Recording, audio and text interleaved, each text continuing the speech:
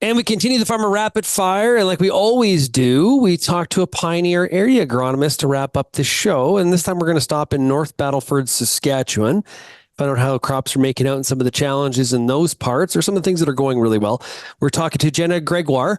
And like I said, based in North Battleford. Jenna, great to chat with you again. Awesome. Thanks for having me on the show, Sean. Yeah. So, hey, how do crops look? You know what? It's kind of a mixed bag. The cereals are coming along really good. They were seeded early and the wheat looks great.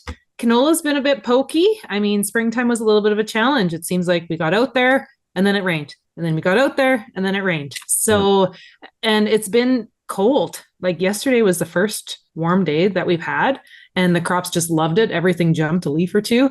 And then today it's 13 degrees with a low of 6 again, you know? So it's just, everything's just a little slow this year compared to where we were last year. So it's coming. The crop stand is great. Everything emerged. We had moisture.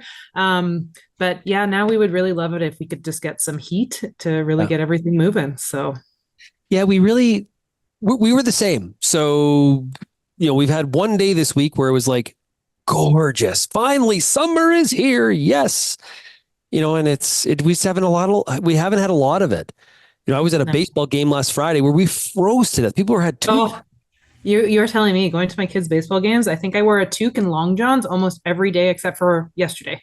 Yeah, I'm done with cold weather baseball. Yes, Yeah, we're I agree. we're on the same page. Yeah. Okay. So one of the things I've been hearing a lot from the audience is some of the challenges with spraying, right? We bit of a more delayed seeding and planting season because of the rain. And hey, we'll take the rain. All good. Absolutely. Yep. But it creates other challenges maybe we haven't been used to the past number of years.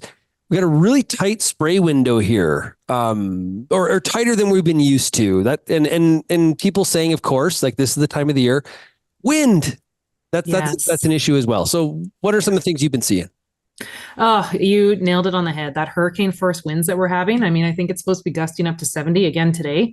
That's close. So you know what? It's really hard for farmers. They're either waking up first thing in the morning, trying to get it on. And with these cold nights that we've had, I mean, that's not ideal either, right? You're wanting those ideal spray conditions and double digits and sunny and, a perfect 23 degrees Celsius, but we have only had one day of that yesterday. So, it's makes it really difficult for guys to try and get those perfect days and to get as many acres sprayed as possible. So, they kind of got to take what they can get and then harness their expectations based on how well that spray is going to work in some of these non-ideal spray situations, which is kind of really nice that we did launch Optimum Gly last year because, that extends that spray window on your Optimum Gly canola all the way up to first flower. So if you need to, you do have that extra window of application so you can get in there a little bit later to get that sprayed.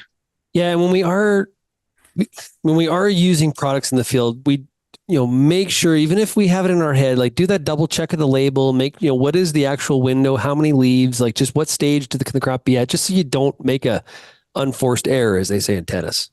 Yes, exactly. I think I've had 3 calls this morning from guys saying, "So what's the rain fast? When's the rain fast?" And Ah, I said, "Well, what's it looking like out there?" And they said, "Well, it's starting to rain on me." And I said, "Well, it's not there too late. fast." Yeah, you've kind of missed the boat. But I said, "You know what? You're spraying anyways. You got to do what you got to do. I understand that, but then just, harness your expectations a little bit. It's probably not going to be perfect out there." Well, and it's the gray area, right? That it's either it's when it's sunny, no clouds, or it's raining. It's an easy decision, but it's like that in and out, maybe gonna get it. That's where it's hard. I had a neighbor the other day I saw it was like 70K winds and they were out spraying their weeds in the driveway. I was like, I drift. I think it's a problem. Pretty, Yeah. I That's think we so have funny. a challenge here. Why did my tree die? I have no Yeah. idea. Anyway, Yeah, exactly. Didn't you say that that's safe on everything? Yeah, no, not quite the situation. Yeah. yeah, totally, totally. But so, and I'm not sure if I got it from you, but moisture conditions, like you said, the crop's off to a good start, sitting Yeah. well for moisture in the Battlefords. Moisture as well. I really put my neck on the line in the winter and I told guys it was going to be a wet year. And I think Mother Nature is really sticking that to me now because moisture conditions are no complaints there. It's rained almost every week, every second to third day. And if we could just have some heat with it, I mean, that would be truly ideal conditions up here. But I mean, nothing's ever perfect, right? We can't have just the perfect environment. Otherwise, well, that would be too easy and nobody would Yeah. need a job, right? Everything would grow perfect. Yeah. We don't, we have, it's funny. We're never without problems, right? No matter what the conditions are, we have some sort of a challenge. It's Mhm. kind of the way that farming goes. Any signs of flea beetle activity or grasshoppers where you are? You know what? I do cover the far south. Well, I shouldn't say far south. Kindersley area ish is as far as I go. And there was a little bit of grasshoppers early on, but we've had a significant amount of rain even down there with these thunderstorms that have went through. So that's kind of stopped a bit. There has been pockets of flea beetles, but it's been more minimal than regular years too. So it's just kind of really in those pockets. And if we got some sunshine, I truly believe everything would grow through it. But because Yeah. it has been so cold, everything's just kind of sitting a little bit stagnant. So I think guys that were hoping to hold off on needing to spray an insecticide now are kind of being pushed to spray one just to protect what they have. But yeah, if we just were to get some heat, I really think that everything would really grow through it with the moisture we have, and it would speed up real fast. Yeah, it sounds like it is coming. For those of you that missed it yesterday, we talked to Matt Makins from Makins Weather. We talked about the full weather forecast for Canada and the US. So it does sound like heat is coming for sure the Western Perfect. Canadian prairies. So we Perfect. will That's what I like to hear. we'll follow that closely. Hey, quickly to wrap up, I asked all the farmers this question. I'll ask you as well. Any big summer plans?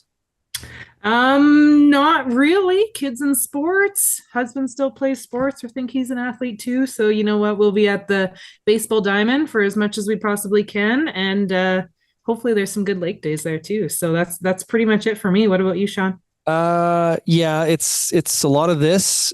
I'm gonna try to get to the lake for a week or so in early August before my kids all go back to university. So, yep, that's kind Nice. of similar stuff. A lot of time at a baseball field. I have a Yeah. lot of that in my future. There's worse places you could be, really. That is well. The best part is as the kids get older. Like my kids are in college now. It's they serve beer at the ballpark, so it's like you don't even have to That's, get in. It's like that's ideal. Yeah. it is absolutely ideal. Yeah. Jenna, this has been fantastic. All the best to you. Good luck out there walking all those fields and managing all those acres. And thanks for joining us. Awesome. Thanks, Sean. Remind everybody to check out Viatude, right? Go to pioneer.com/Canada to find out more, especially when we're dealing with white mold and scarlatina, which we're going to see, like, you think about some of this added moisture, that's going to be a factor indeed. Thanks everybody for getting real and getting connected with Real Ag Radio, and we'll chat again tomorrow. Cheers, everybody.